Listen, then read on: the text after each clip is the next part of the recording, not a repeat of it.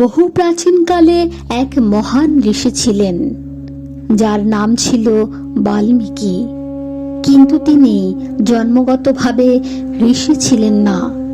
তার প্রথম নাম ছিল রত্নাকর। তিনি জঙ্গলে পথচারীদের লুটপাট করে জীবিকা নির্বাহ করতেন। একদিন তার দেখা হলো দেবর্ষি নারদের সঙ্গে।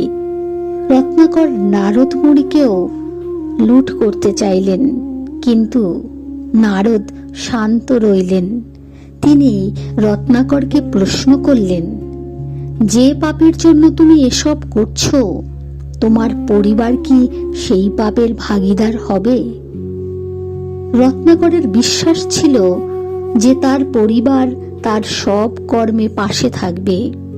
কিন্তু যখন তিনি পরিবারকে জিজ্ঞাসা করলেন, তখন সবাই বলল, আমরা তোমার উপার্জিত খাবারের ভাগীদার, কিন্তু তোমার পাপের নয়।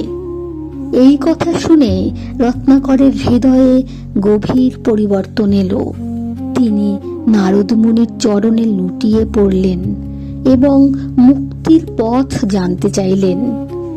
নারদ মুনি তাকে রাম নাম জপ করতে বললেন, কিন্তু রত্নাকর এতটাই অশিক্ষিত ছিলেন যে তিনি রাম শব্দটিও ঠিকভাবে উচ্চারণ করতে পারছিলেন না।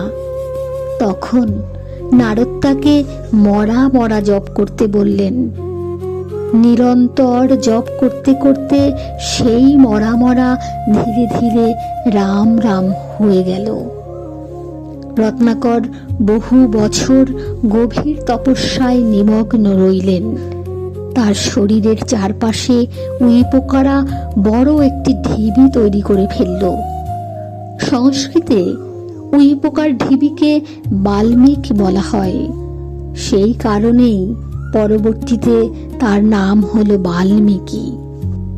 একদিন বাল্মীকি নদীর তীরে স্নান করতে যাচ্ছিলেন। তখন তিনি দেখলেন একজোড়া ক্রঞ্চ পাখি ভালোবাসায় মগ্ন হয়ে বসে আছে। হঠাৎ এক শিকারী তীর ছুঁড়ে পুরুষ পাখিটিকে হত্যা করল। স্ত্রী পাখিটি শোকে বিলাপ করতে লাগলো। এই দৃশ্য দেখে বাল্মীকি গভীর বেদনায় অভিভূত হলেন এবং তখন তার মুখে হঠাৎ একটি শ্লোক বেরিয়ে এলো, মা নিষাদ প্রতিষ্ঠাং তমগম শাশ্বতী সমা। এটিকেই পৃথিবীর প্রথম শ্লোক বলে মনে করা হয়। এরপর স্বয়ং ব্রহ্মা বাল্মীকির সামনে আবির্ভূত হয়ে বললেন, হে ঋষি, তুমি শ্রী রামের জীবনের কাহিনী রচনা করো। তোমার এই রচনা যুগ যুগ ধরে অমর হয়ে থাকবে। তখন বাল্মীকি দিব্য দৃষ্টির মাধ্যমে শ্রীরামের সমগ্র জীবন দর্শন করলেন এবং সংস্কৃতে রামায়ণ রচনা করলেন।